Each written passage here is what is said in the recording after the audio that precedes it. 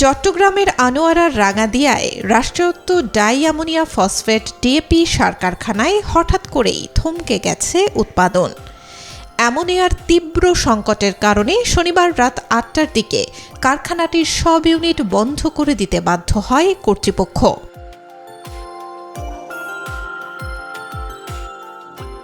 কারখানা সূত্র জানায়, পাশের দুটি প্রতিষ্ঠান Chittagong urea fertiliser company limited CUFL এবং Karnaphuli fertiliser company limited KAFCO থেকেই অ্যামোনিয়া সরবরাহ পেয়ে থাকে ডিএপি কারখানা। কিন্তু গত ৪ মার্চ গ্যাস সংকটে ওই দুই কারখানায় অ্যামোনিয়া উৎপাদন বন্ধ হয়ে গেলে সরবরাহ থেমে যায়।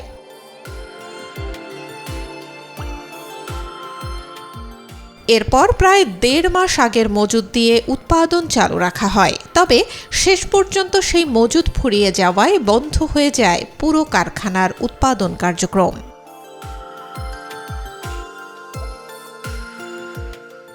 ডিএপি সার কারখানাটি নিয়ন্ত্রণ করে শিল্প মন্ত্রণালয়ের অধীন Bangladesh chemical industries corporation BCIC।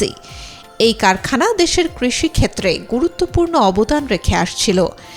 দেশের কৃষি খাতে নাইট্রোজেন ও ফসফরাস সংবলিত যৌগিক সারের চাহিদা মেটানোর জন্য সরকার কারখানাটি স্থাপন করে।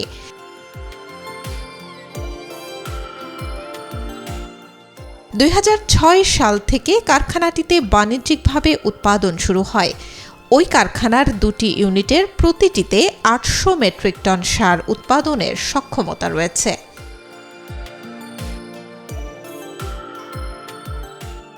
কারখানার ব্যবস্থাপনা পরিচালক মোহাম্মদ মাইনুল হক জানান, ৪ মার্চের পর থেকে নতুন করে অ্যামোনিয়া পাওয়া যাচ্ছে না। এরপরও আগের মজুদ দিয়ে কারখানার উৎপাদন চলছিল।